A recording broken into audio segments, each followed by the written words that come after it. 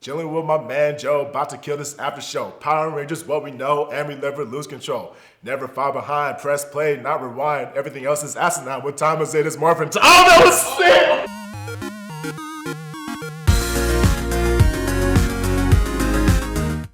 Welcome to the Ranger Wrap-Up. I am Joe. I am DJ. And we are back once again this week with the episode Freaky Fight Day. I thought it was like last week where you were like, yeah. Okay, first of all, we both kind of screamed. Yeah, we didn't know what it was. I don't know. It took a few takes to get that down. But what was it called again? Freaky Fight Day. I was going to say Freaky Friday because obviously. Actually, that's a play on the Freaky Fridays. Starring Lindsay Lohan? Well, there was an original too. Nah. Just Lindsay Lohan. Yeah, sure, Joe. How you been this week? I'm good, man. We're back in the studio. We got back from Hawaii. Yeah, it was a good time. How's the trip? That was great. It was awesome, right? Couple of stories we can't share, but ultimately, Ranger Wrap-Up. So, yes. Hey, I want to ask the people at home, do you guys watch our Flash after show? You should be. I do. They should be. It's a good show. Oh, but also, do you guys check out the Westworld after show? Ow. Because, I think somebody we know might be on the Westworld after show. For any of you fans that are out there, do you guys watch 5 for 5? Hey. Anyways, for any of you fans that actually that are into something a lot different than Power Rangers that has to do with sci-fi and the Wild West, watch Westworld. I think we have something for everybody's taste. Yeah. We do. Absolutely. And getting into taste. Yeah, man. Let's dip our tongues into this. That was weird. I was going to say chips into the dip. But that was weird. I was going with that. But, so let's get into some news. Let's get into some news. So Matt Austin has a promo. He has a couple of promo videos, and it's for a great cause. All the proceeds go to charity. I think it's the Ronald McDonald House charity. He and Chris Violette. I was going to say Violet, my bad. So both from SPD. Matt played Bridge, and Chris played Sky Tate. And they're having a charity boxing match. So that's pretty cool. Did you see the promos for that? Yeah. One was. But it's for a great cause. I think it's for a great cause. They're friends, right? Yeah. Why the fuck would they do? Why the freak would they do boxing instead of doing something like marathons or no, not even but something like bowling, paper rock scissors. Because bowling is something where you can get teams and people donate and ping pong. You could have done something. I feel like they could have done something different. Charity pool. So it makes me feel like there has to be some animosity. Hey, let's just go beat each other up. I don't think so. I mean, there's the other thing to consider too is that boxing is exciting, and it is one of those things where just like you, it gets you talking. MMA is exciting. Yeah, it could have been MMA, but it's okay. But it's enough for you to be like, oh, are they boxing? Why? It's enough for you to get you interested in it. I think. True. I think. I mean, you got two former Rangers, blue and green, duking it out, seeing what the Rangers got to show. If JDF and Austin St. John would have had a boxing charity event, which I think was proposed actually. By who? Probably by JDF, but I think. Yeah, I don't know if we want. Do we really want to go there? I think it was. Well, I mean, just saying, if it was, would you have been interested in it? Oh, absolutely. But moving on to Boom Studios. Boom Studios, issue number 11. So we have a few variant covers, and it's focused around Trini the Yellow Ranger. Yeah, they're beautiful covers. I mean, as always, to expect from Boom Studios, the covers look amazing. So at this point, we've had green. Pink Ranger has their own series. We had blue, now yellow. So it looks like we're working through all the incarnations. The colors. Yeah. All the characters and all the individual Rangers. So everybody in Mighty Morphin is getting their spotlight. You know what I'm surprised about? What's that, man? This is going to be number 12. That means it's a full year in Power Ranger comic books. Sure.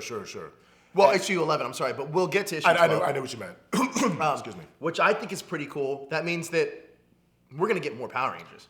Yeah, and honestly, for those, because I feel like Joe's on a one-man mission to convert everybody. I am converting people little by little. Boom comic books. It's like when you get those people that put those little flyers in your door about the Bible. Or the ones who put it on your windshield when you come out the store. Like, hey, free membership at LA Fitness. Like, yeah. Yeah, I'm getting people to jump on this. But I agree with that. It's for a good cause. But I agree with it because Kyle Higgins does an amazing job. And to all you collectors out there who is keeping up with all the comic variants and all the cover variants, kudos to you.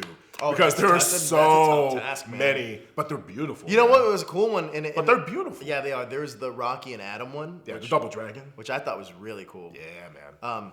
I am curious, though, because Kyle Higgins talked about one of the series taking place in another dimension. But do you think that might be the crossover No. with Justice League? No, I I don't don't. think I don't. it is. I don't at all. I also did allude to mentioning Time Force, and he was like, you know what? That's not too far Anything's off. possible. Anything's possible because Shout out to Kyle, man. we're playing with characters, and I can't wait to interview him again, actually, because I want to get more in depth about what he has planned. You're bringing me with me, whether you like it or not. Yeah, that's true. And I told Abigail Parker that I'd get her a thing signed.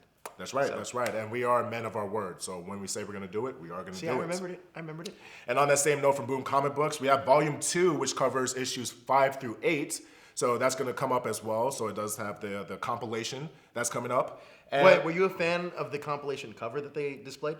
here's the thing. It isn't necessarily the strongest for me. It seems super generic. It is generic, but here's the thing. Like, not everything is going to be like the most outlandish art style. You know what I mean? And this is also this is Boom's #1 selling comic book. Yeah. So yeah. like, and it's going strong. I think, which And is it's going great, is strong. regardless of what they're kind of putting out in terms of Power Rangers, it's still selling well. Which means fans, thank you so much, keeping that alive, because Keep supporting it. this is obviously Mighty Morphins are the most popular season. Yeah. Not even arguably, it is the most popular season. Yeah, yes. And I think that It's a classic. It's a classic, and I think that with more people buying these comics, we can get like more Zeo, more Time Force, more, whatever you liked, whatever your thing was, SPD, RPM. RPM. Like, I think that Samurai.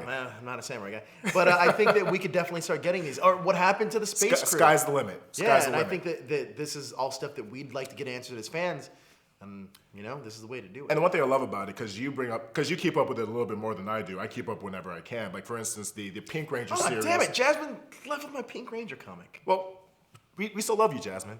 But for instance, like you were mentioning as far as the Pink Ranger and like filling in certain things that we didn't get to explore, like substitute rangers and what the Pink Ranger so was cool. doing, and pick up the comic books to really follow up and pick up the Pink Ranger series because that does well. It leads into, and they are planning to do every. My little mini review on that, the first issue of the Yeah. Pink Ranger series is a little slow, but after that, it's in high octane and you get returns. You know what? I'm not going to tell you. Go read it for yourself. Pick it up. You get people in that series that you wouldn't expect in there. Absolutely. So let's get into some Ninja Steel figures and merchandise news. So they did show us new 5-inch line for the new figures You a coming fan up. of the 5-inch line? I do like what they do with the 5-inch line, man. To me, that's like they're always going to have their standard releases to complement the new release of the Legacy line, which is 6.5. So they are bigger. I do like the way they look. So let me read off some of the names because we have some monster names. So we have So they're definitely monster names. well because they're still theoretical whatever. You're right. Fine, they're monster names. Unless But they they're sound gonna, like unless they're gonna change, they could. like a Yellow Ranger. For a fact, here's the thing. Ice Age in the Dino Charge was not called Ice Age was on it? the package. They called him the Ice Monster. Really? He had a very generic name. They didn't know what it was at the time. That's so great. It can change. So all right. I was on top of Air that. quotes- Thank you very air quotes much. accepted. Thank you. All right, appreciate that. So here's some of the names, and they're kind of Transformer-ish names as far as I'm concerned, but they're still pretty great. So we have Basher, we have Ripcon, we have Cat, probably my This favorite. is my favorite, yeah. Cat's O'Clock, which is literally a cat and got a clock. I hope it's like a Flavor Flav clock. Like, is that the thing? Flavor Flav. Like the cat with a Flavor Flav I don't clock? know if that's And I the hope he thing. raps, just kind of like. Oh, kinda like I he did? did the thing earlier. I thought I killed it myself. You did. Thank you. Maybe this cat. Maybe you can voice the cat. Cat o'clock. Saban, you know where to find me. Cat O'Clock. Cat o'clock. Flavor Flav. So we have Ripper Rat, we have Stone Dozer, and we have the core 5 figures. So red, pink, white, yellow, and blues. Who are we to assume is like their head villain? I don't know. I'll admit to everybody out there. I just hope it's Cat o'clock. Cat O'Clock is the big baddie. I would say it's Ice Age from Dino Charge because he's never getting destroyed. Ice Age is the man. Yeah, he signed a lifetime contract with Power Rangers. He's the official new Emperor of Evil as far as I'm concerned. That dude can never be destroyed. Of course not. Okay, so from Greg from Bandai, we have a look at shout out to Greg from Bandai because he is a rep from Bandai that cares about the property. And line. also shout out to Greg from Bandai because you're a guy that just goes by your first name, which I totally dig. There you go. Only certain people can do it. got- Adele, Prince, Prince, Bono, yeah, Bono, Cher. Drake. Boom. So, anyways, he likes to give little teasers, but That's a Doctor Strange reference, by the way. You didn't even know it. I'm not a doctor. I can't know it because I'm not inside like you are, man. You're a jerk. So anyways, he did show In Space Red, Yellow, and Mighty Morphin Pink, Blue, and Black. Ooh. And we finally have a time frame. So expect to Wait, say that one more time. In Space Red and Yellow. Okay. Mighty Morphin Blue, Black, and Pink. So no Mighty Morphin Yellow yet. No Mighty Morphin White yet. Wait, why do you think that we don't... Where do you think the yellow's going to come in? With White. Oh, okay. I see. With White and possibly the rest of Ninja Storm, because Ninja Storm is out. Yep. Well, 3 of them are out. They could do the rest of In Space, because obviously they're not limited to just a per season. They've been mixing and matching so far. Because I'm surprised we actually have In Space before they finished off Mighty Morphin. I am too, but I'm happy that we're getting this line. That they're bouncing around. See, I will say this though. Sure. So I told you I'm not going to collect these legacy. That's okay. things, I'll do it for the both of us. And I It's don't fine. think I'm going I've to. accepted it. But if I get a good look at those Zeo figures, then you might be all over it. I might just. You know what, dude? You gotta at least do Zeo Gold. I want Zeo Gold and I love Zeo Red. I actually love Zeo Red's helmet. I like the Zeo suits. Period. I think they're one of my favorites. They're clean. They're clean. They almost have like a very that season has such an affection in my heart. Egyptian Aztec. And I'll tell you why. Yeah. Z that had the best. The Purse Monster. I wasn't on your episode when you did this.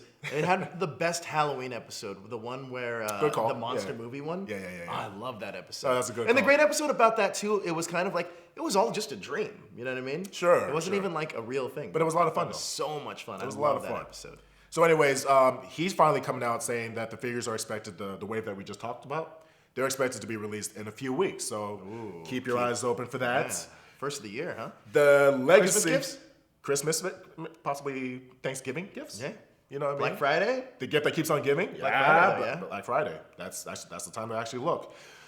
Speaking of releases, we have the Legacy helmet finally in the wild. It hasn't been spotted in Canada, but now we're seeing them show up in U.S. shores at Toys R Us. I saw my boy Eric Berry had one on from Ranger Command Power Hour. He Yeah, had one man. on not too long ago. He Shout just got out- married, by the way. Shout out not to too long Eric. ago. Congratulations, Congratulations dude. on you your know marriage. we rock with you, dude. Yeah. Nothing but best wishes and prosperity and your new step in life. Yeah, man. Okay, it's a fun journey. I'm sure it's. I'm not. I'm married. like, what? I'm sure it's a fun journey. Where's my invitation? Is the better Come on, question. man. You Come know on, what? man. You know, whatever. So, adding on to the collector's news, for those of you who have for those of you who have missed out on the original release of the Legacy Dragon Zord and the Legacy Dragon Dagger, who want to avoid crazy prices on eBay, Big Bad Toys has a pre-order for a limited re-release of the Legacy Dragon Zord and the Legacy Dragon Dagger. Now, they are marked up $10 more than what they were. Legacy figures. Let me just ask you something really quick. But sure, the Legacy line. Legacy line. Is there a Legacy Titanus? Yes. Where is it been in distribution? Oh, dude, that was like last year. So it's kind of. Did Did it do well? It did decent. It wasn't their strongest seller. Matter of fact, what happened was it did shelf warm a little bit, and then they eventually did a slight price drop, and that's when it started going off the shelves. Are they harder to find now? Yes. Oh, okay. Yes. I mean, here's the thing about the Legacy line, and just as true for any toy waves that come out. Once the wave is done, and once they've transitioned out, it's usually done. So essentially all of these are almost limited pieces. They're not just remaking.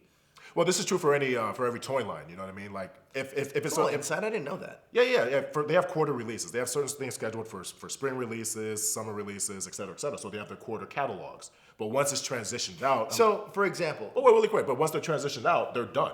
Don't wait for this opportunity either. You know what I mean? Because once it's gone, it's gone. So this is an amazing opportunity for everyone who wants to avoid eBay prices and get scalped and all this other stuff. So you do have a second if I chance. do want to get this Legacy line, Yes. I should definitely start now. Yes. Even if I have a question about it. Especially with this, yes, because this is your second chance. I mean the Legacy 6.5 inch. Correct. Gotcha. They will not necessarily. Well, you also have to consider, dude. They're trying to do every season. They can't necessarily go backwards. Yeah. So that's a lot. Do you think of they'll ever come out with a Rangers. box set though of each season? Say what? Like a box set of each season? It's possible. Actually, I've talked to Greg from Bandai about it, and anything's possible. What really needs to Come on, happen? give us a spoiler there. I know you. I don't have a spoiler. You know something. Whatever, I can't spoil. But if they do well, the sky's the limit. There's a lot that they want to do with the. So pretty much what I translate that to is that don't get the Mighty Morphin figures now. Just wait till the box set. So moving on. So here's your second chance. Go to Big Bad Toy Store and get your pre-order in because this is one of the few times you're going to get a second chance. Do you know if the White Ranger is going to be included in that box set? Or like, will he only be exclusively in there? And Tamashi Buddy is the next thing we're going to talk about. So the Tamashi Buddy line, we have the Red Ranger, the Pink Ranger, and Lord Zed confirmed. And I showed you an image of these little... They're pretty cool. The statuettes. So they have like the symbols in the background, and I think they display really, really well. They're now online on Amazon for pre-order. They're set to release in... Oh, I'm sorry. Really quick on the Legacy Dragon Sword and Legacy Dragon Dagger. Those are set to release by May 2017. But it also looks like the sets kind of connect. Like, not sets, I should say. The figurine. Yeah, but it works. The figurines? The displays. Displays? The displays. They do kind of connect, right? There's multiple ways you can do it. You can either do them side by side. They've shown them stacked. Yeah, so there's multiple combinations, and they look really good. They're like a combination between chibi and still muscular. So it's really so I think they're a step up from the Loyal Subject stuff, and even the Funko Pops and the all Funko that Pops. stuff. Yeah, so it's definitely a higher quality in terms of like the aesthetic of it. I think that if you're gonna invest into something like this, they're great display pieces. Yeah, man. The articulation obviously isn't there, but you're not. It's meant to be a display. It's meant to be a display. It's meant to look pretty, and it does look pretty. So anyways, it's up on Amazon. It's $14 right now, and they're set to be... it's a great price. They're not bad. $14 each. Not to mention, in New York Comic Con, they did show images of the Megazord included in that line, so that's really cool. And Lord Zed. Lord Zed is there, Pink Ranger, Red Ranger, and it's set to be released in May of 2017. So there's that. Last but not least... So Ranger fans, get ready to spend a lot of money next year. Tenshin Da! For those Sentai fans out there, that's a reference from Die Danger. We originally showed a teaser from the Artisan line, pretty much sneak peeking of a new item coming from Die Ranger, and it has been confirmed. It is the Aura Changer and Kiba Changer from the Artisan line, which is the Sentai version of the Legacy line. So and this is a story that we talked about a few weeks ago, but now we have more information, obviously, which DJ just reported. Yes, sir. If you had to guess what the next line of the Artisan line would be, what do you think that would be? You know what's really interesting, man? Because I was actually talking to a buddy of mine about this. Right now, Mighty Morphin and Zyuranger are the only two Legacy items / Artisan items that we share. And technically, we did our Legacy Buckler first. Okay. We did the Legacy Morpher first. Is there a difference between which one's more accurate? They're both accurate. So are they both the same product? Yes, for the most part. Okay. So there's certain differences. The electronics are different. Okay. Even the finish is different. In Japan, the Artisan Buckler has a chrome finish, while our metal version was more of a weathered Morpher. Our Morpher came with all 5 coins. The Artisan only came with the Tyrannosaurus, and you had to buy the other coins separately. If Bandai knows how to do anything, they know how to milk it. Milk it well. I can't complain. The one Legacy thing that I do have is the communicator, which I think is the best product ever. Yeah, no, it's really, really good. But anyways, just to kind of give you a price point, there's no official price yet, but the last changers have all gone for about $100 each. Okay. So approximately about 10,000 yen in Japan. So that's not that bad. For a Japanese Bandai Premium, it's not. Okay. There's a lot worse. Ranger Keys, for instance. Those are. Do you notice that a lot of cosplayers use the Legacy stuff? Or do you think that they get because they don't want to damage it, or? In the U.S., yes, but if it's something from Japan, no, because it's too expensive. Okay. You're comparing, like for instance, our Legacy Morpher, which is $60. Right. Compared to a Buckler, which is not only $100, that's not including shipping from Japan, a middleman fee, assuming you're going through a middleman, which is normally what you have to do. Yeah. So like price conscious wise, it wouldn't be in your best interest to handle your Japanese Sentai items. Yeah, because you never know what can happen with cosplay. Yeah, so I think that's pretty much it for our merchandise. Well, let's get to the episode. Freaky Fight Night. And here's a clip. Shelby, just come out. I'm sure it's not that bad. 'Tis something we're all dealing with, my lady. None of my clothes fit! This is the worst thing ever! Mine are a little loose, but hey, I really don't mind. Don't worry, Shelby. We'll find a way to fix it. I think. DJ, do you think Snide's afraid of Arcanine? Joe, in my honest, humble opinion, I don't think he gives a darn about Arcanine, sir. Probably doesn't. Arcanine, sorry. No, he is clearly confident. And he was like shackled and he chained up and completely captured. And we got to see something I don't think we've ever seen before as far as... Well, I think this is our first time knowing the extent of how much of a bad dude he is. Yeah. He was definitely the dog on a leash.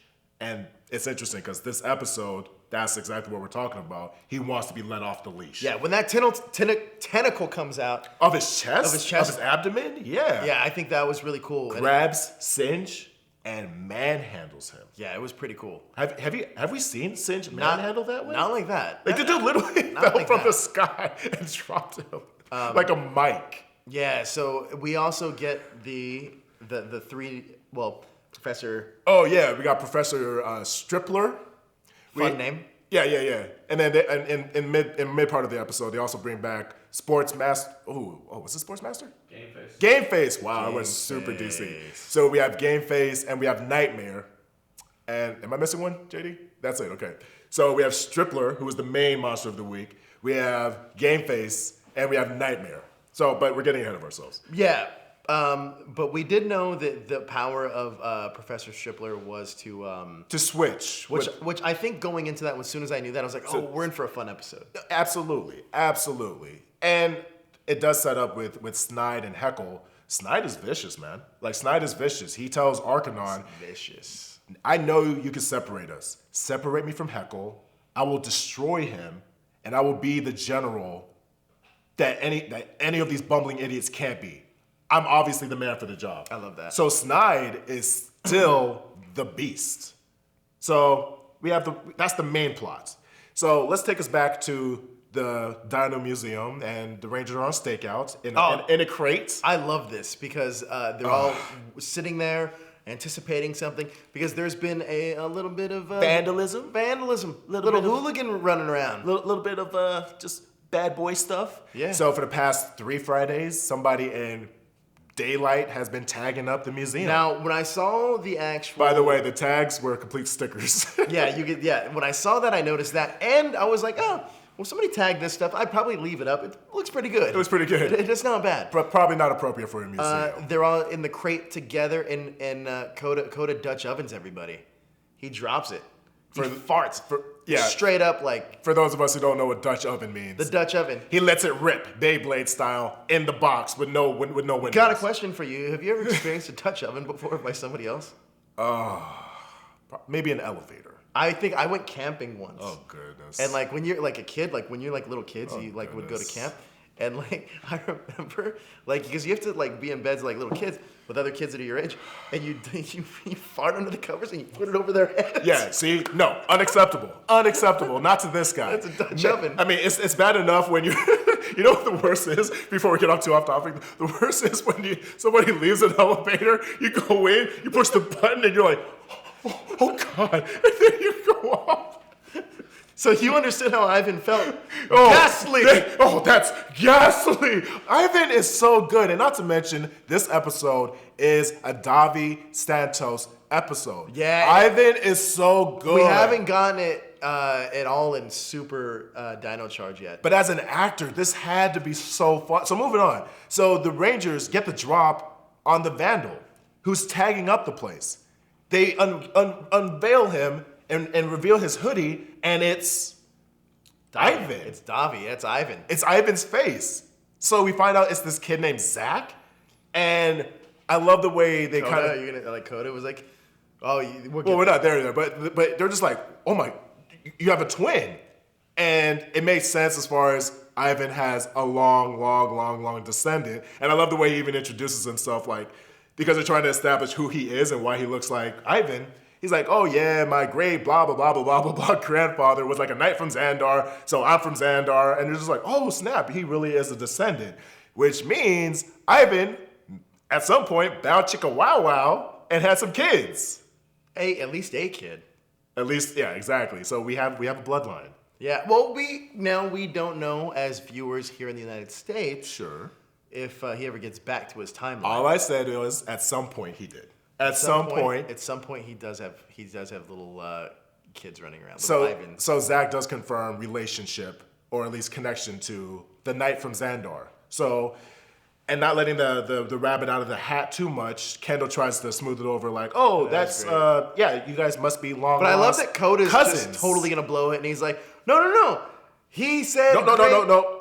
You're cousins. Yeah. You're cousins. So that was great. And I love the difference right away as far as Davi as Zach and Davi as Ivan. Well, see, this is the point. Like, so good. This is where we really get. And I talked to Davi about this, and I've talked to you about this. Is that his acting is actually? I mean, no, we're talking Power Rangers, but his acting is actually like very good. It's strong. Like he's very one of the strong. better character actors that we've seen on the show. Dude, I totally agree with you. I think that totally this agree. is one of the situations where if he were to play it any more over the top, it's unbelievable or it's too out there. But he's almost playing it in such a manner that it's comic relief, but it's still you take Ivan as a serious contender to be a leader on that team. And I give a lot of credit to production as well because certain Ranger roles, it's not necessarily their fault because they're directed in certain ways because it is still a Ranger show intended for children and ages, whatever up. They at least gave him the artistic freedom because Ivan is naturally an over-the-top character with the, oh, Miss Kendall, or no, it's so, I knew Shakespeare. Like he is naturally more dramatic. But as Zach, he is modern. He is down to earth. And the thing with Zach is he's toned down. And he's hip. So he's definitely quieter and he has a different mannerism. But that's the great thing. But you could tell. It almost really did feel like, yes, they looked alike, but they could have, like, he was playing two different roles completely. And this is the Superman Clark Kent thing. Christopher Reeve Superman Clark Kent thing. Oh, yeah, absolutely. Where Absolutely. you get, like, I know people are like, oh, Clark Kent is just a guy who puts on glasses. Well, go back and watch Christopher Reeve. Brilliant. He plays two completely different characters that are like, well, I can understand they look similar, but they're not the same. And this is kind of what Davi did. Yeah. I mean, I even love that they went as far as making them different heights. Yeah. Because Sir Ivan was taller than Zach. And, they were saying, and not to mention, let me just really quick before we move on, the effects of having them share the same screen wasn't bad. Not at all. It didn't look painful, like, okay, clearly they're not in the same room. And the good thing they did too is they didn't shy away from body. Like you can tell, like they were doing face-to-face shots. Yes. They didn't shy away from weird camera angles. They didn't use trickery. Yeah, they didn't use trickery. So. But let's move it on. So basically, Zach is caught red-handed, and he, after establishing relationships to Ivan and being the descendant and being cousins, he needs to clean up the mess that he's been doing for the past 3 weeks, and all that good stuff. So. He's cleaned up. He's basically painting over the graffiti that he's left behind. Ivan is supervising. Yeah. And Riley, we're not going to go there, but Riley kind of flirtatiously gives him a milkshake a little bit. Like he kind of... No, I didn't get that. You didn't get that at all? Nah. No, he totally does. He I was like, are we leaving me hanging? Okay, fine. Here on the Ranger wrap-up, I think that Riley was being a little flirtatious. So in any case, we get our first lesson for the day. Basically, he goes to Zach and he's saying, you know what, you're making a mess of things, and Zach is almost offended, like, it's not mess, it's art. But you're doing it on other people's property. That's not cool.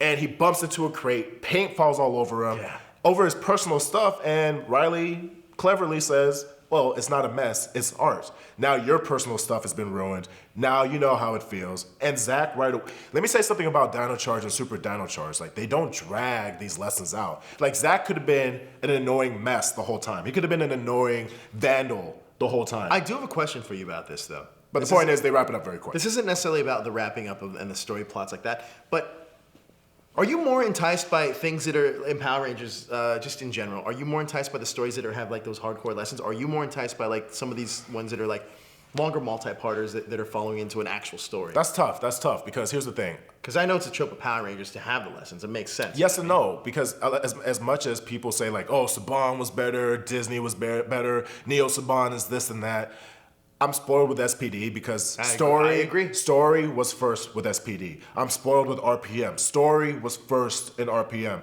But I will say this about SPD. It did still have the tropes. So it still has the tropes. For instance, it still had the lessons and all that good stuff. So I've been spoiled with that type of thing. There's seasons where it's completely Power Rangers where the lesson has to be there. But we've had seasons where it's story. And if there's lessons there, great. But I'm enjoying it as a Ranger story versus a children's programming. Right. As you should. I mean, we've grown up with this for a while now. Yeah. So anyway, there's the first lesson. And we get our encounter with the monsters. So we brought this up earlier. So it's Gameface, Nightmare, and Professor Stripler, who has the powers to swap personalities and swap but whatever. Stripler. Swappler would have been better.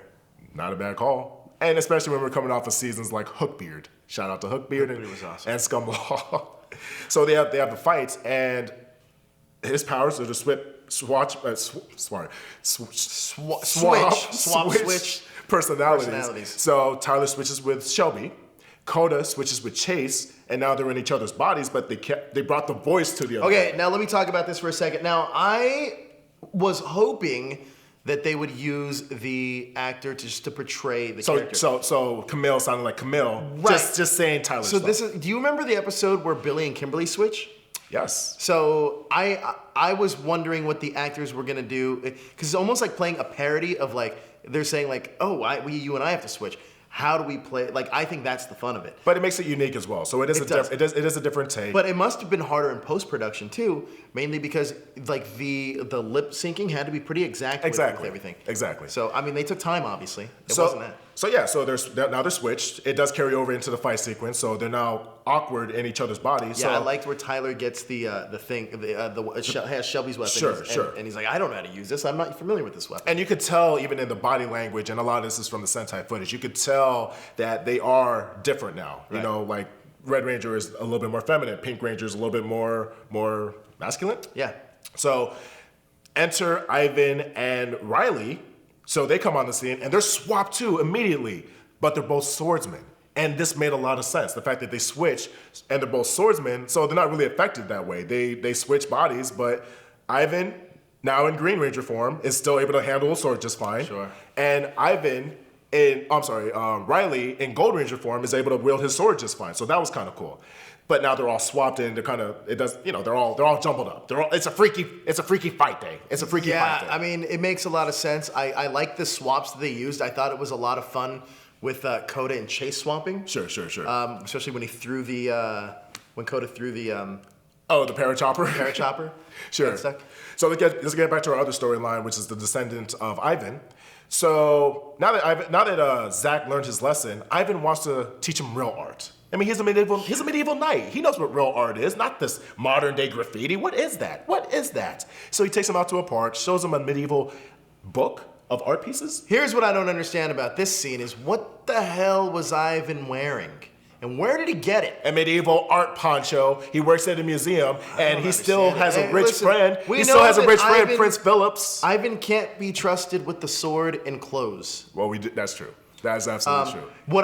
So pretty much what happens is Ivan shows him what real art is, and he tries in his opinion, and he tries to have Zach interpret this. So Zach is like, you know what? I got an idea. Why don't you pose? Well, I do a little thing here, a little thing. I have to ask a question. Yeah. I gotta ask a question now. What the heck was Zach looking at the whole time when he was painting that picture and having Ivan pose? Because yes, I get that he was shown a medieval book. But his picture had nothing to do with Ivan. I honestly think he was just making acknowledgement to Ivan, being like, "Yeah, I'm not gonna do anything with you." I didn't get that. I actually thought he genuinely. And here's the thing: in this episode, he genuinely cares what Ivan thinks. He does.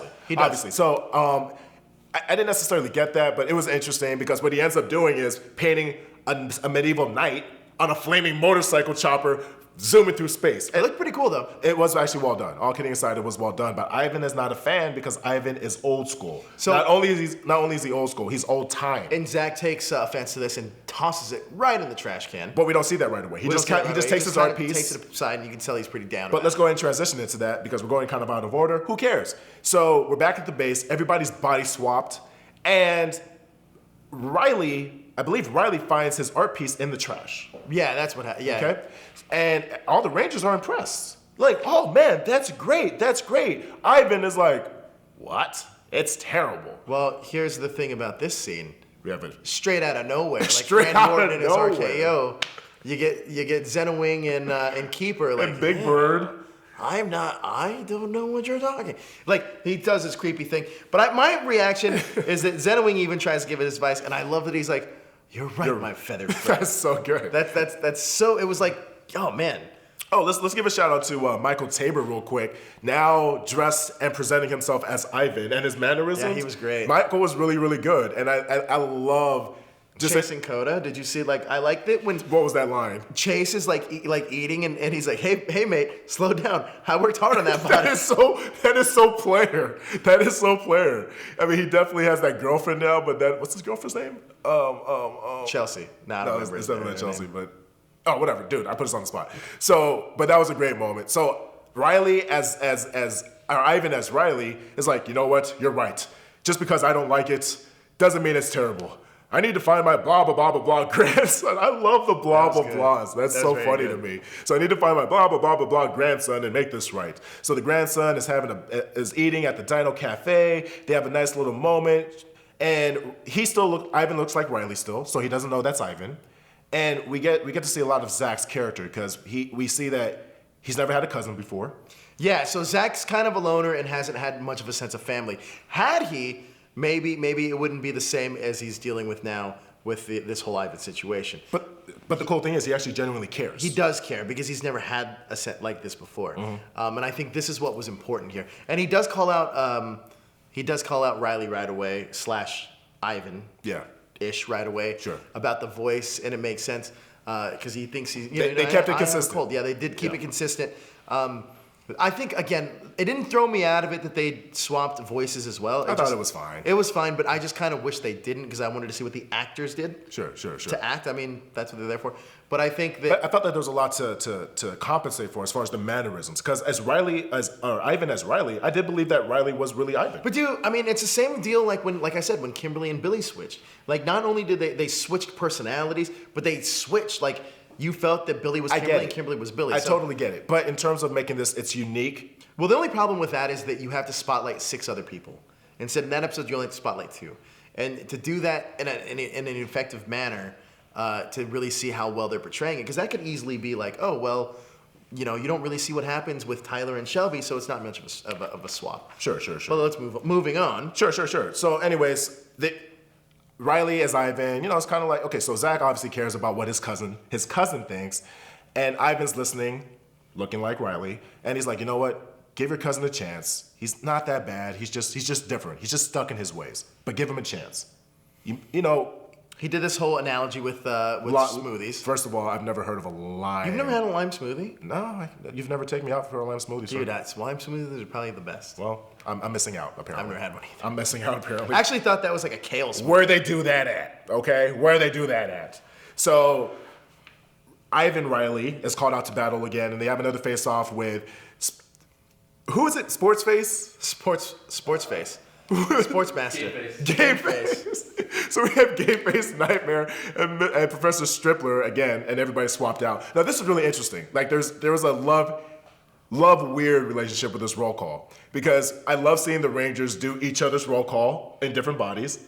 Weird that they announced themselves, because I get the lead up, like, do you guys even know who each other are? So they were announcing themselves, but I'm like, was that really necessary? Well, here's the thing. It was great, but it was and just I really know different. A lot of other people. They've never done that before. A lot of other people are going to be like, well, why didn't the villains just attack right then? Because it's Power Rangers. Like, this is the tropes. Like, this is why I love the show, though. Like, it's honest why to God, we love the show. I love it because, why we love it is because, like, they do things like this, and then you get the explosion in the background. Like, I like all of it as a whole. Like, and because if they didn't do it, you wouldn't have a TV show. And it wouldn't be Power Rangers. It wouldn't be Sentai.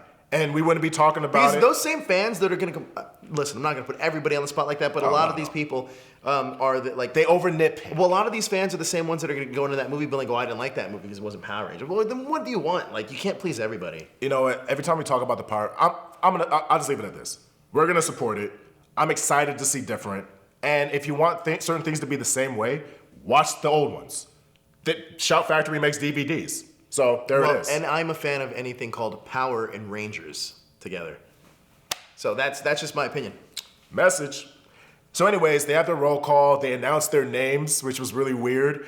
And they actually have a game plan. So this time they switch weapons and they try to take it back to their advantage. So take back ownership. This is what I liked. So that was really cool. Now Zeno Wing isn't there yet, but when Zeno, please. Talk about Zeno Wing. Oh, dude, this is the best. So it's amazing. Who was it that was running? Zeno Wing. No, but who was? Oh, it was Nightmare. So fun fact about me is that I die of laughter when people like fall down. I don't know why I do it. I don't know why it happens. The first time. But Nightmare is running, and you literally just see a flash of light, and it hits his head. He's like, boom, and he like flies out of the seat. But he does it so dramatically that like it's like one of those. I'm sure people out there, you've seen those YouTube videos where people are just like walking or running, and they just splat right on their face. It was just like that, and I remember thinking, and it's the Silver Ranger that shoots him. I'm like, dude, that was the best thing I've seen in such a long time. That was hilarious. I couldn't stop laughing. I missed it the first time. So funny. I was watching it with our producer, JD. And oh, God, it was so funny. I like to take notes when I watch this stuff because of the Ranger wrap-up. But out of nowhere, JD was like, dude, did he just get blasted in the head? I'm like, no. It's like, like when you were a kid, you ever play dodgeball when you were a kid? Yeah. You ever peg somebody in the head? It's exactly that. It's exactly that. I rewounded it real quick, and you see Nightmare, he's running, and out of nowhere, BAM! And he flies. It's so completely flies. And you see Santa Wing, but Santa Wing is coming full charge with a gun. He's just like, what? Unleash the power. And then he morphs, grows some feather wings, and flies towards him and like, I'm gonna kick your butt. That was pretty dope though. It was pretty dope. When he did the running morph like that and had those wings, I was about it. Like I'm all about Silver Ranger and Xenowing, as much as I make fun of the Rangers, but like that part. He's kind of beast, right? It was cool. He was kind of really beast. cool. He had some of the best fight scenes I had seen for so quick to being a Ranger in the Sixth Ranger role. No, even though he's kind of like a senior Ranger per se. Well, he's been around for centuries. From his home planet. He was around with dinosaurs, and he has a big part of this mythology. Yeah. It's just a shame that he's being introduced in like the last 4 to 5 episodes. I agree. So anyway, we have Silver Ranger coming like a bouse. You got to do it, man. Bouse. That was real bouse. That was real bouse. So he comes in, blasts this dude in the head, and then gets switched with Professor Stripler. I don't get the Which name. was also a really cool scene, actually. But it was really fast. It was really fast, but the reason I liked it is because as soon as they switch, and it's just so rare that you see Power Rangers like trying to help out the monsters. Sure. And then when you kind of see that, and I love that the Silver Rangers fighting the Rangers again because you have to think we saw the Silver Rangers fight the Rangers before. When you're seeing this again, and then they get swapped, it's like, oh wow, it's like. I don't know. I just really like that scene. It was really dope, but again, it was really short. It was really short-lived because they had to destroy the pillow that was able to. Oh, not the pillow, the eraser. Yeah, the eraser. Yep. And actually, my producer JD brought this up too because Tyler in Shelby's body destroys the pillow. And it like turned into feathers. I'm sorry, not the pillow, the eraser, and it turned into feathers. Of course it did. Because Power Rangers. But we like Power Rangers. I love it. So it's all good. And we have a few firsts in this episode with Silver Ranger. This is the first time Silver Ranger has been part of the Victory Maximum Strike. Mm-hmm. Okay? So we get hit the Magna Beam, and that's, the monster gets big. We go into our Zords, of course. DJ's doing this with his hands, and we get the... I didn't know what you were doing there with this whole thing. Well, that's not a good friend. You're supposed to have my back. You're supposed to be like, yeah. Well, I was just trying to sit back and see, what is this? What's going on here? Well, that looks like something else. Different. Anyways. It looked different. So we have our first Dino Drive mode from Silver Ranger. Which looked pretty cool. Which was really cool. I'm not a big fan of, mechs and Zord battles, but in the cockpit he looked. His armor is all gold. His I'm not battery, a fan of the supercharged thing either, but it looked cool. It looked good on him. I feel like I love him. First of all, I love the fact that they take the time for American footage because all the cockpits in Dino Charge is original footage. So that's awesome. So his armor is gold, his battery is red, and the rest of his spikes all silver. It looked really cool. And of course the mouthpiece goes away and he just looks like that bad A knight kind of guy. Yeah, I think my favorite in the supercharged mode is Kendall though. I think the Purple Ranger looks sick. So, but we love Purple Rangers though. Yeah, I like Purple. Purple. We love Purple Rangers. So let's get through it really quick because he doesn't like Zord battles anyways. Dino Charge Ultra Zord, Dino Charge Ultimate Titano Cannon, Monster Extinct. Now this is where we get to the good part. Sledge's ship. Wrench finds the split emitter for Arcanon. And I didn't think we were going to see this in this episode. For Arcanon. Well, he finds it on behalf gotcha. of Arcanon. Yeah. Uses it, and they separate Heckle from Snide. I didn't think that was going to happen in this episode. Yeah, that means we're getting dangerously close to the end. And I'm not ready for it. You know what? Really quick, dude. I like this cast so much. I almost wish they would go back to the old Saban days where the next cast would carry over. They find a way to make it work. Okay, sure you had dinosaurs now, but go ahead and be ninjas. Go nuts. I don't disagree with you. I want to see them carry on the powers. I would too. And you know what? Honestly, what else I'd like? If at the very least, I would like them to stay in Amber Beach and maybe maybe not work at the museum, but still have ties to the community. Like they would go into the museum from time to time. You'd run into some of these. Keep it going. Keep it going. Yeah. I mean, but I understand on a production side that like they are shooting in New Zealand, and to fly out all these American actors would be. It's hard. It would be very difficult. It's hard for production, sure. Especially like financially. So I get it, I understand it, but in my perfect way, hey, maybe we'll get in the Boom Studios comic book. Answer for everything. So Heckle and I want to rewrite history. Boom Studios comic book. He just wants everything done for Boom. That's amazing. So Heckle and Snide separate, and man, so Heckle gets captured. I mean, he's still kept behind bars, and Snide is free. Snide is now the general for Arcanon. Mm-hmm. So that's what we ended up with. So we have the big resolution at the end. For a split second, there's not much that happens at the end. But for a split second, with Shelby with stretched out clothing with Tyler, she's visibly upset. Now you have to wonder, they've been body swapped. They had to wear other people's clothing. Well, they didn't have to do anything. No, you're absolutely right, but they did. I don't know why they did. They wore the other's clothing because so the elephant in the room, they saw each other naked. Like every single one of those Rangers who switched bodies did see each other naked when they put on different clothing. And Tyler and Shelby just started dating. So when I saw Shelby, are you saying the relationship's moving progressively fast? I think the relationship is stronger. The most adult Power Ranger relationship we've had. It's stronger than ever. But here's the thing: for a split second, and I don't know why I thought this as an adult. For a split second, when I saw Shelby upset in loose clothing, I thought she was possibly going to bring up the fact like, you saw me naked. I don't know why I thought that. I knew that was not. I honestly, for a split second, thought it was. And then DJ remembered that he was watching Power Rangers, and he knew that wasn't going to happen. That's pretty much what happened. So that is our freaky fight night. DJ, real quick, do we have a list this week? A Morphin list this week? I was going to talk to you about it later. Oh, okay, cool. So, no, hashtags 1 through 5. What'd you think about this episode? What would you rate this episode? I'm gonna have to say solid 3.5. 3.5. I'm with you. I'm gonna give it a 3.5. It was a filler-ish episode. I'm gonna push it to a 4. You know why I'm gonna push it to a 4? Because I love everything that Davi did. Okay. I loved everything that Davi did. We did have. I would say that everything that Davi did saved this episode to give it a 3.5 to me instead of a 3. But to me, I was so impressed with it that it was enough for me to, I don't know, I might be being generous, but whatever. I'm being generous. You are this week.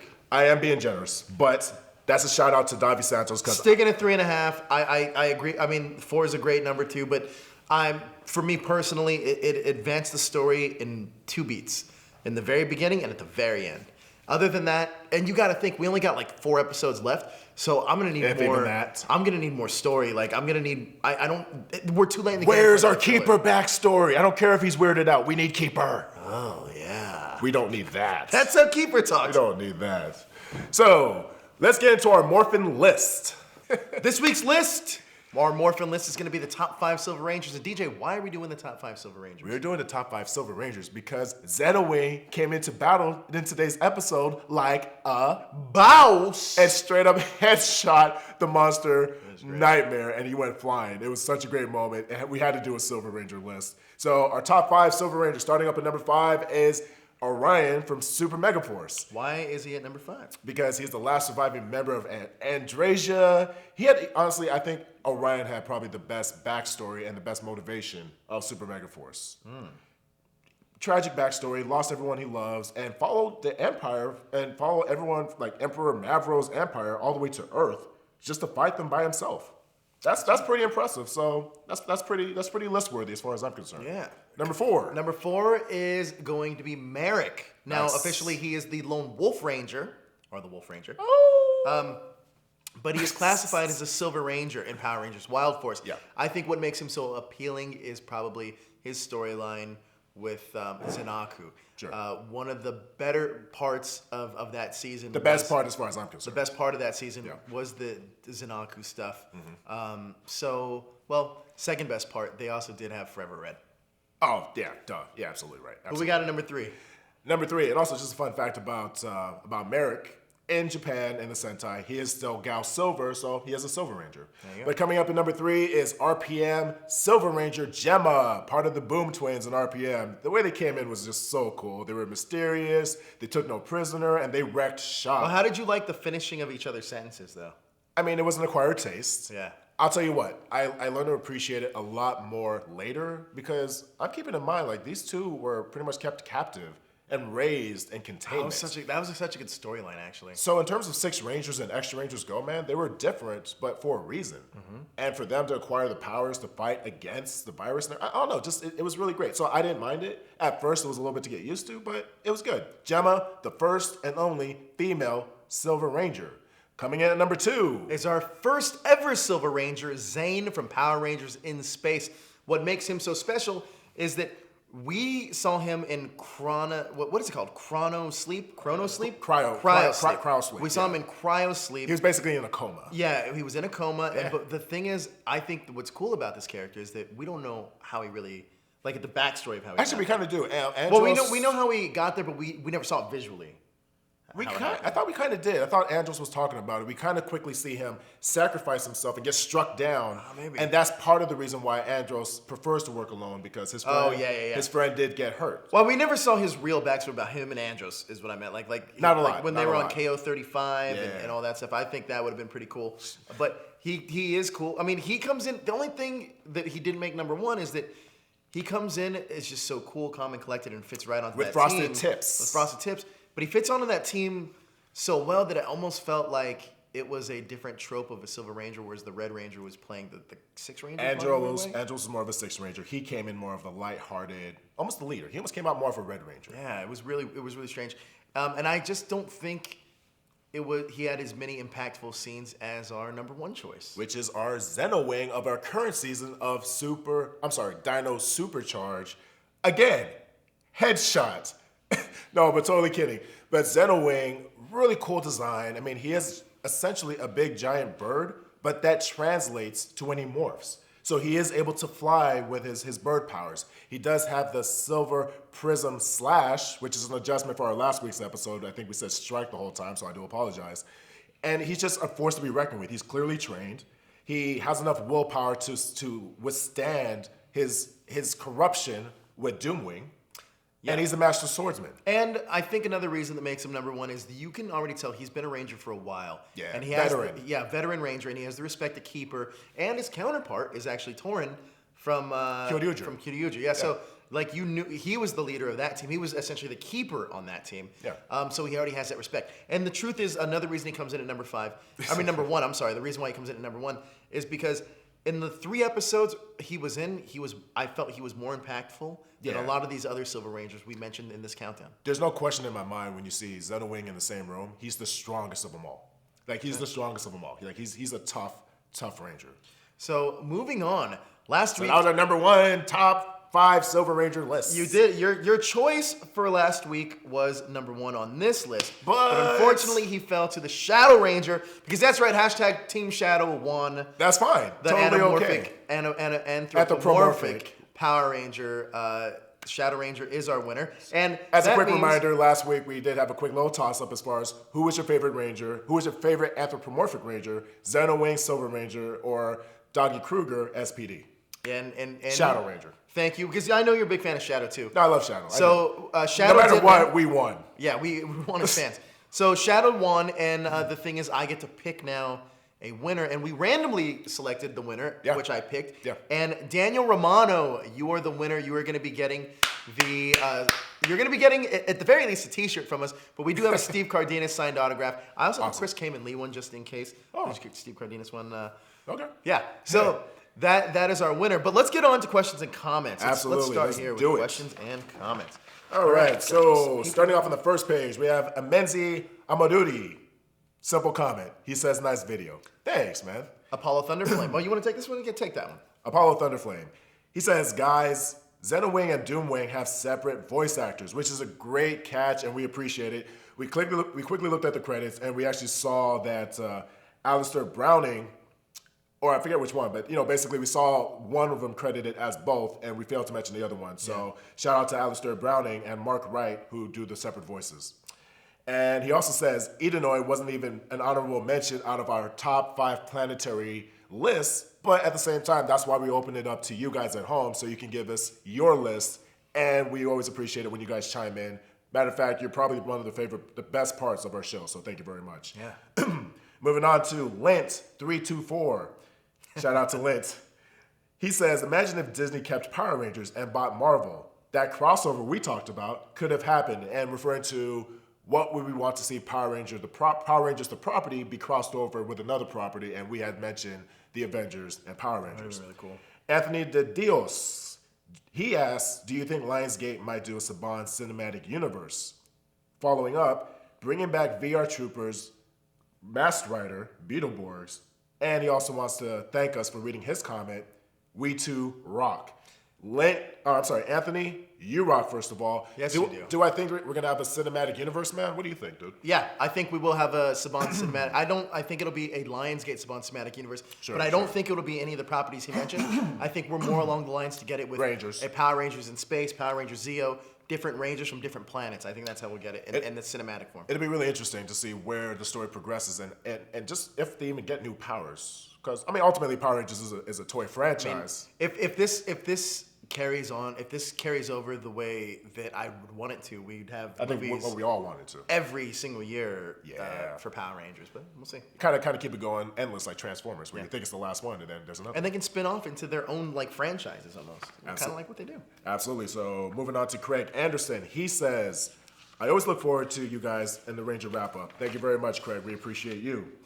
I'm going to school to be a writer-director, and I want to do a Power Rangers fan film series in the future, like rewriting Wild Force, Mystic Force, Operation Overdrive, both Samurai and both both Megaforce seasons, while adapting Go Busters and Tokyuger as well. Is it okay if I send one of the scripts to you guys? I just want a personal opinion from you guys, since you guys are diehard fans like you, and you know we absolutely are diehard fans like you, man. And dude, send it over. Send them our way. You know, we why? love Because that kind of stuff. this is stuff that we talk about just off when the camera's not even on. We talk about like what we would do differently, or where we think things should have went, or some stories that like Go Buster, an adaptation of Go Buster that we kind of came up with. We like talking about what ifs. Yeah, you know what I mean. It's great. That's why we can hopefully get there. Yeah, well, let's move on. Power Rangers fan. In regards to my comment in the video relating to the Halloween episode, I noticed that the Ranger Wiki was edited, particularly the Talon Ranger section. With Doomwing gone and the mystery of who the Talon Ranger will continue. Yeah. The thing is, it's probably Snide if he and Heckle are split apart from the shared body. Man. Since the Dark Energem is pure evil, but this is still a mystery. Yeah. Anyway, Zenowing's first ever Silver Ranger morph blew me away as it did us. Yes. I was all like, oh man, he's actually morphing. Now, Unleash for the Power Ranger planets, I'd say the only one you guys didn't mention were Onyx from In Space and Galaxy. Oh yeah. Aquarius, which is actually Demetrius' planet. yeah. And Edenoi, Alpha's home. Edenoi is also Dax's home from Masked Rider. Also, it is, right? Dax, yes. Yeah, okay. Dax. I was just making sure I got that right. Absolutely right, Dax. I thought Dax or Dex. Dax. Okay. Dax for sure. Also, I don't know whether or not Zane really is from KO35, since we don't know much about him other than he fought in the battle of KO35 with Andros. He's from KO35. Brutally sacrificed himself Yeah. in the process, I might add. As for Kruger versus Zenowing, for me, it's a hard choice since they both fight like a boss. Basically, I'm Shadow and Silver Rangers. Thank you very much for your comment. Mario Ayala wrote, #Shadow Ranger Doggy, top 5 Power Ranger planets. Number 5, Andresia? Andrasia. Is that Andrasia. where That is Orion's home planets. Number 4, Sentai 6. Sentai 6. Number 3, Eltar. Number 2, Aquitar. Number 1, Miranoi. Great list. Good job on your channel, and greetings from Puerto Rico. Dude. Thank you very much for watching, and greetings back from the United States. Puerto Rico is a dope place. It's really cool. I haven't been, but I heard it's really cool. We will go, and we appreciate you. #Team DJ, #No to the Burger Morpher. Smart man. Okay, moving along to Too Fat Games. Shout out to the name Too Fat Games. It's Too Fat Good. So his top 5 Ranger planets is number 5, KO35. Number 4, Eltar. Number 3, Miranoi. Sorry. Number 2, Aquitar. And number 1, Onyx. Man, good call for Onyx. I totally forgot about Onyx. He also wants to thank us for reading his comments. And he hates to say it, but he loves both, but he is team hashtag Shadow Ranger, who would win a fight. And for the record, you guys, I do love Shadow Ranger too. Yeah. So Mikey Perez, shout out to Mikey. Hashtag Silver Ranger Tauren / Xenowing. Shout out to Mikey. Another great episode of Dino Supercharged action packed with wings of danger. Has to be one of his favorites, if not his most favorite episodes. He is not a fan of the name Xenowing, so he calls him Tauren. I'm not a fan of it. I actually like Xenowing a lot more than because Heckle. Xenowing and Zenaku, and they're both kind of silver. Like it's like I like X letter starting names, so I'm a fan of Xenowing. I'm not a fan of Heckle and Snide. So, man. He will call him Tauren as like Kyoryuger. And what if Heckle created the Energems and did not give Talent Ranger? It would be such a wasted opportunity, but he's crossing his fingers. And here is his top favorite Ranger planets. Number 5, Edenoi. Number 4, Eltar. Number 3, Aquitar. Number 2, KO35. Number 1, Phaedos. Yeah, switching it up on us. All right. Ryan Bueta. Shout out to Ryan Bueta and the team at Ranger Live Chat. I was about to say chat live. I'm like, that's not right. Hashtag Shadow Ranger. Shout out to Shadow Ranger. The episode is really good. Great development for Riley and glad to see more of the Heckle backstory. Yeah, last week's episode was super juicy, man. so good. It's kind of sad to see Dino Charge is almost over. And I'm not ready to let it go. I'm not at all. But he can't wait for Ninja Steel. Way to be positive about it. He wish he was in Hawaii again. We do too. Missed out your attempt. And he wants us. us Said right there. he wants us to keep up the great work, guys. And this top 5 Ranger planets is number 5, Edenoi. Number 4, Aquitar. Number 3, Miranoi. Number 2, Aquitar twice. Oh, so he has Aquitar twice. It's so good. He must have liked it. Listen, he really likes the water. Obviously, that's why he liked Hawaii, and that's why he put Aquitar on there twice. As he progressed through his list, it just got better and better. It made number 2. And his number 1 is KO35.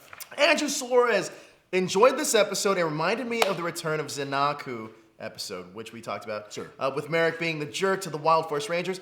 By having the mistake, my problem mentality, since Silver just debuted, we haven't seen any more badass moments yet. I'm going to go with Team Shadow. Thank you very much. That's all right. And DJ, thanks for taking the time out and talking to me on my video. Now, you're very welcome. For my Morphin list. Very welcome. Honorable mention, Edenoi.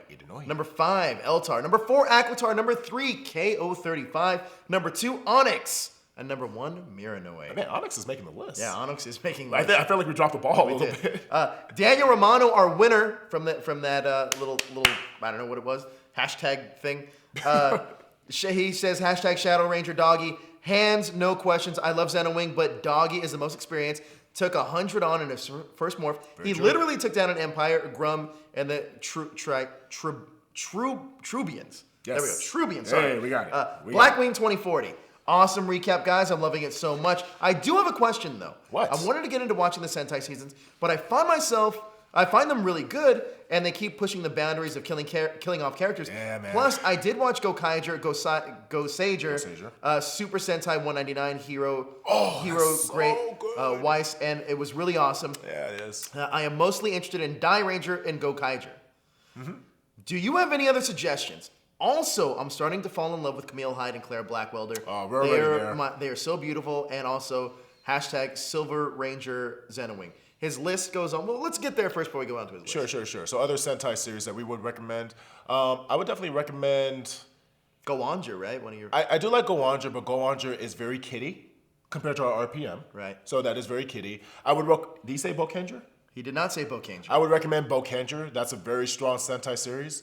I would even recommend Hurricaneger.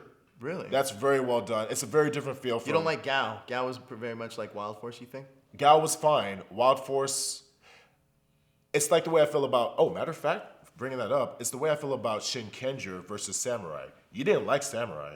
No. I think you would like Shinkenger. Okay. I think you would like Shinkenger. It's a very different feel, which is weird, and I'm contradicting myself because Shinkenger and Samurai are almost carbon copies. But it is that Power Ranger element, and then that Sentai element that makes them world apart. So, Shinkenger, Bokenger, if I had to throw another one in there, Alba Ranger and Geki Ranger. Okay. Bam. Well, there's your list. That's your homework. Let's go on to his list. Number 5, he has Eltar. Number 4, KO35. Number 3, Triforia. Number 2, Andrasia. Number 1, Miranoi.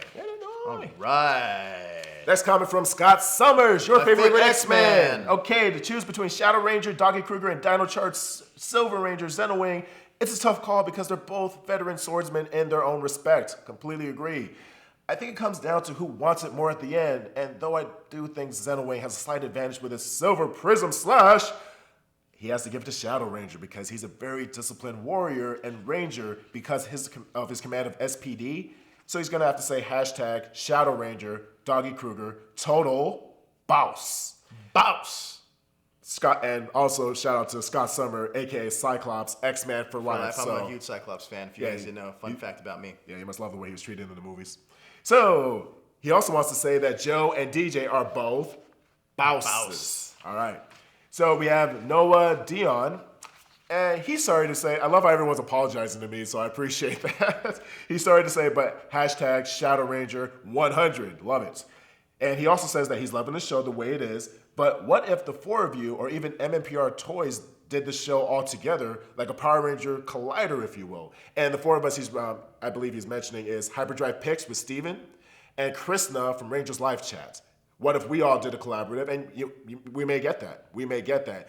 And Bruno is a personal friend of mine, so we'll see what we can do as far as getting him down here. Yeah, we'll get Bruno in. We gotta make that happen.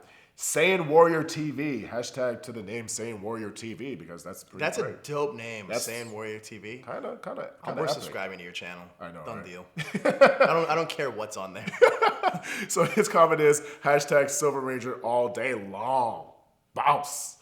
And Shadowberg084, he says, we got a Heckle and Xenowing's backstory, but we still didn't get a Kendall's backstory. I'm not sure if we're going to get it. I feel like we're getting down to the wire here. There's not a lot of room for it. Yeah, There's not a lot of room for it. Which would be heartbreaking a little bit. Disappointing? Disappointing is an understatement. Yeah. I am in love with you, Claire Blackwelder. I'm just kidding. You're You're super cool, though. You're a super cool chick, though. You know how to play piano. I dig that. Okay, so Silver versus Shadow would be awesome, but for him to pick Xenowing, he would need to see more of him. So for now, Shadow Ranger 100, but it could change by the end of Dino Charge. Or Dino Supercharge. Yeah. Pardon-moi. Yeah, Abigail Parker, DJ singing the top 5 theme songs. Oh my God, I'd love to see it. Me. Not now. That hashtag Show Ranger Wrap-Up musical edition. Yes. I meant almost every show has one that has a musical episode, doesn't it? Thanks for all the love, you guys, in the wrap-up are the highlight of my week. This episode was great with the character development. You are the highlight of our week. You are the highlight of our week. This episode was great with the character development and Heckle backstory. Excited for what's next, but as you know, I'm sad that Power Rangers will be ending soon. Dino Charge was one of the seasons that brought me back into Power Rangers and then introduced me to this awesome fandom. Yeah. Kruger or Xenowing, Shadow or Silver. I'd say hashtag Shadow Ranger, hashtag Kruger, because I think he's got a lot more experience. He's an amazing leader for the SPD, and I would totally love the Shadow Sword. But does he have more experience? I mean, Xenowing has been around for a while. It's debatable. Yeah, I think it's debatable. Sure. Also, let's be honest. Fight between a dog and a bird. Who would win? The dog. That's a true story. That's a true story. That's good. I like that. I like that a lot. It's true. It's something I didn't even consider. I guess if they were doing these Halloween episodes, because Nickelodeon does have Halloween episodes almost on every one of their shows, It's like so Thundermans weird. or so. It's so weird. Oogmaster 4. What? Oh, yeah. Wow. That's right. Oogmaster 4. No, Oogmaster. Oogmaster 4. There we go. KO35 is probably one of the most crucial planets in Power Ranger history. True story. Andros and Corona from there, which is clearly crucial to the plot of Power Rangers in Space Yep. and Lost Galaxy. By extension, since Corona became the Pink Ranger. It is also both where the Astro Mega ships were built, Astro Mega ships were built, That's a which good became crucial in fighting villains from space and also in Forever Red. By the way, hashtag Shadow Ranger. Hey. Braden White. I say hashtag Xenowing Silver. He has more history and he is more character driven. Kruger, in my opinion, only had like 2 episodes to establish history. With Xenowing, we get more character backstory with each and every episode. That was a dad. Have you ever had that experience where like you're dating somebody and like they put on a dress and you go like, oh, you're gonna wear that? And they're like, yeah, and you go, huh. Yes. No, that's exactly it. So here's a comment from Damn Quilty. Damn Quilty, we are going to put your comment on thathashtagshow.com. It's a really, really well thought out comment, and we want to take the time, But you can find your comment on that #show.com. Yeah, and share that out there. That #show.com will put your comment up. And to do that, that's the Power Ranger mailbag is what DJ is talking about. Yes. If you want to go into an extended synopsis, thought, comments. Yeah, write us that stuff. Anything longer than half a page. Yeah, we'll throw it right up on the website for other Ranger fans to view, like yourself and like us. We're going to be promoting that as well. Thank you, damn Quilty, for providing that comment. But just to let you know, we do read each and every one of your comments, and we do appreciate it. So that is that, and that is that. Yes, next week we hope we have another episode. It's not confirmed yet because we go week to week here in the United States with really Nickelodeon. Sometimes on the DVR it'll say it's on, sometimes it won't. But we can assure you of one thing: we will be here next week with a new Ranger wrap-up, whether or not. So if it isn't a new episode, we will be starting a Power Ranger retro wrap-up. And we're going to start from the beginning. We're going to go through the whole Power Ranger history. We're here to stay, essentially, is what he's saying. So either way, we're going to get an episode of the Ranger Wrap-Up. Thanks for watching. DJ, you can find DJ here on 5 for 5. What is 5 for 5? 5 for 5 are mini movie reviews where I have to find 5 things I like about a movie and 5 things I didn't like about a movie, whether or not I love the movie or not. So 5 for 5, you can also find me on Throwback Thursdays with me and my twin brother, Brian. He's also on that #show. He does countdowns. And we like bringing up old school stuff. Blast from the past. Bring him back up to date because we love him. We love him for a reason, and we want to remind people why we love them. And is your next 5 for 5 going to be Doctor Strange? It has to be. Has to be Doctor Strange. Gotta rep. I need one of those shirts, man. New #shirts, by the way. If you're at LA Comic Con, Stan Lee's LA Comic Con, come to our booth. We have these new Stranger Things, Doctor Strange mashup t-shirts. You can get them for the first time there. Funny enough, I got to interview the cast of Doctor Strange, and they all got one. So be like everyone, be like the cool kids. Joe is the man, is what he's saying. But no, you can find us there. You can get them there. If we don't sell out of them, we will have those available on the website. Yes.